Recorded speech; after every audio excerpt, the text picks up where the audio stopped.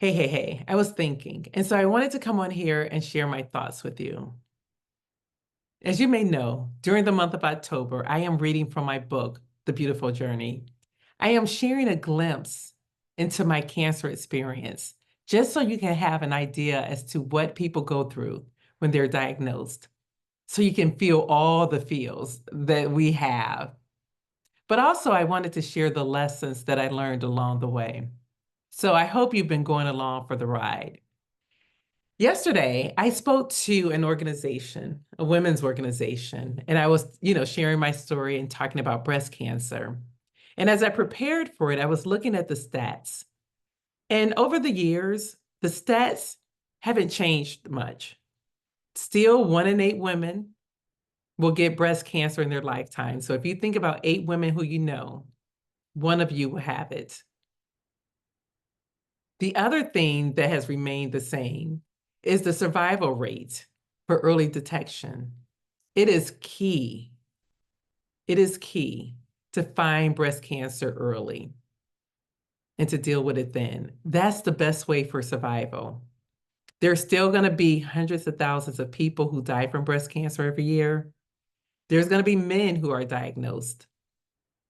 But the best thing that we could do is to know our boobs, to feel our boobs and know what's normal and what's not normal, and pay attention to our bodies. So I just wanted to share that with you. And when I think about this when it comes to Black women, even though the incidence of breast cancer is the same as white women, we tend to die more often. And that's one because we tend to get the more aggressive form of breast cancer. Also, access to healthcare is not the same. So there's many factors that go into this, plus clinical studies, not a whole lot that specifically deal with Black women. So still finding out information, but yeah, just make sure you pay attention to your body, listen to it, and feel those boobies, okay? And get those mammograms as well. So if you've been following along, then you know that I'm reading from chapters in my book, and I'm just going in order and just sharing the things that I want to share. I'm not sharing everything. If you want to know everything, you got to get the book. But the next chapter that I have here is called Facing Giants. The quotation that goes with this says, "Know your enemy and know yourself, and you can fight 100 battles without disaster." And that quotation comes from Sun Tzu. So in this chapter, the first blog that I have here is on November 20th, and this is 52 days since I was diagnosed. This is what I wrote. Date of birth, July 17th. Zodiac, Cancer. I want a new zodiac sign. That's what I said. Like I was over Cancer, over it, okay? But in this book, I talk about the story David and Goliath. If you know that Bible story, then you already know how it is. David was a young boy whose father sent him to go check on his brothers who was fighting. And he got there and he realized that people were afraid of Goliath. And he looking like, why are y'all afraid of this? I mean, yes, he's a giant, but giants do fall. So what y'all doing? So he wanted to fight. And they were like, no, you're too young. You're not even strong enough. Like Goliath been fighting since he was a young one.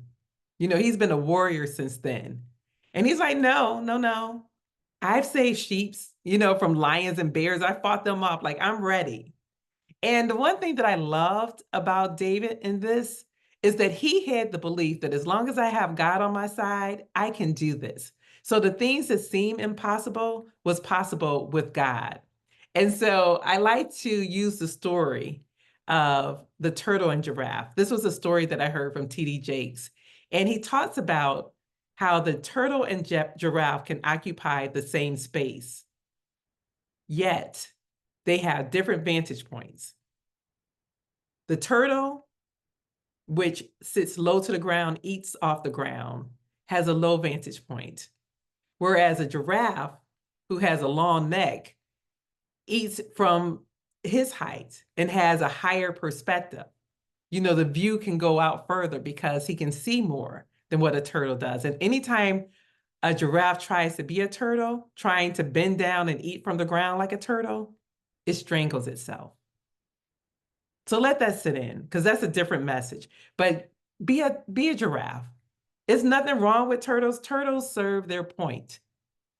But a giraffe has a different vision, a different perspective. And that's where David comes in. Like, his perspective was different.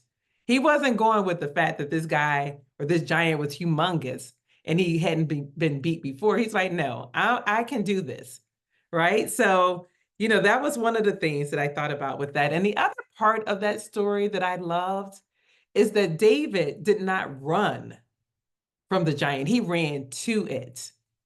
Sometimes when we're dealing with stuff, when we're having to face our fears, we have to run to the problem instead of trying to run away. We have to run to it and face it head on. And so that's kind of what I talk about in this one, knowing that regardless, giants do fall. My giant happened to be cancer.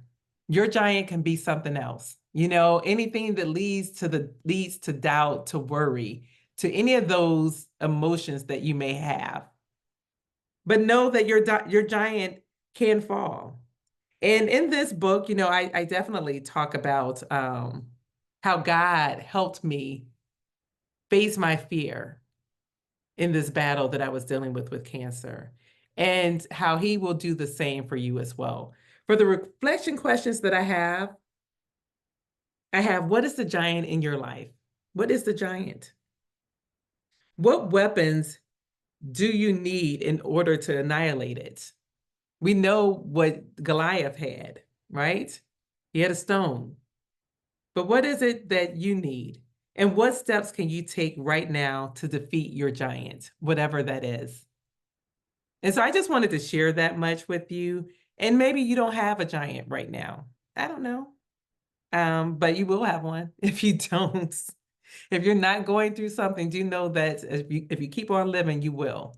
So just think about those questions. When I was thinking about my experience through cancer, like, I knew the battle wasn't going to be easy, just like David knew the battle wasn't going to be easy.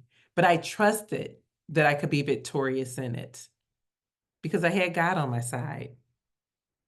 So yeah. This was actually when I was about to start chemo.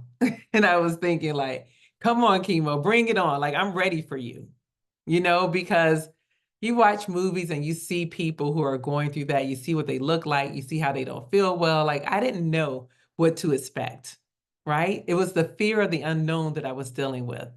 But I also know that I had cancer inside of me. So I had to, do what I needed to do so that I could get that out of me and have life.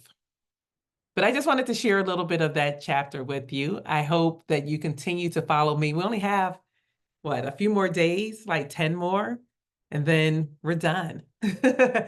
Although I'm done reading my book, but breast cancer awareness is not being done. Breast cancer, or I should say, paying attention to your boobs is not just an October thing. It's an all year thing.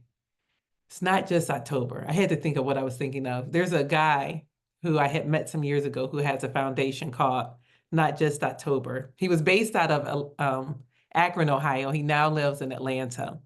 But it's such a wonderful thing. Like, he does some amazing things. He lost his mom to breast cancer, and so he decided to start this organization. But it's a reminder that it's not just October that we need to be concerned about our breast health, that we need to be concerned all year round. I happened to get diagnosed in October, which was the worst month, because if I wanted to pretend like it wasn't there and try to forget about it, I couldn't, because there were pink ribbons everywhere that I turned. I remember going to a store and the parking lot, you know how they have the handicap sign painted in the parking space? They actually had a pink ribbon, like, what? Everywhere I went was pink ribbon. So I just wanted to say to you all, like, do what you have to do to avoid having to deal with all that goes with the breast cancer. Eat healthier. Some things we can't control. If you get breast cancer, just know that if you catch it early enough, you can survive this thing.